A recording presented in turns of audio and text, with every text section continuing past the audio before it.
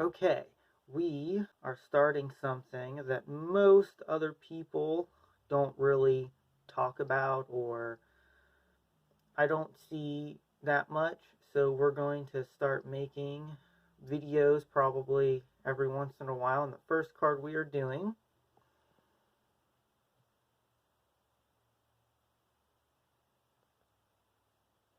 this is a card known as Fissure. You can tell it's an old card by it's saying magic card instead of spell card.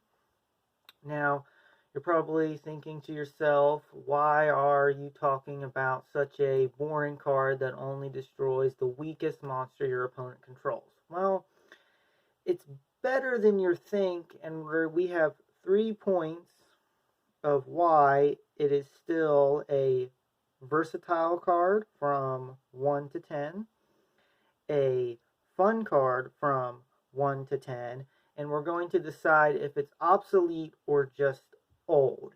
If it's old, it gets a score from 1 to 10, and if I decide that it's obsolete, it doesn't work as a card. So we're going to first do the versatility. Now, on the versatility, it's good for baiting out other opponents' effects. So if they have a bunch of negations on the field, you can use this to bait out maybe their solemn judgment or any other negations that all the archetypes have. That's number one. That's point one. It probably only gets 5. Um, I would say on the funness, it's still really fun to play. It's not like it's that bad. I would say on the funness, it's also a 5. Between obsolete or old, I would say it's old and it gets also a 5. I still think it's a very solid card.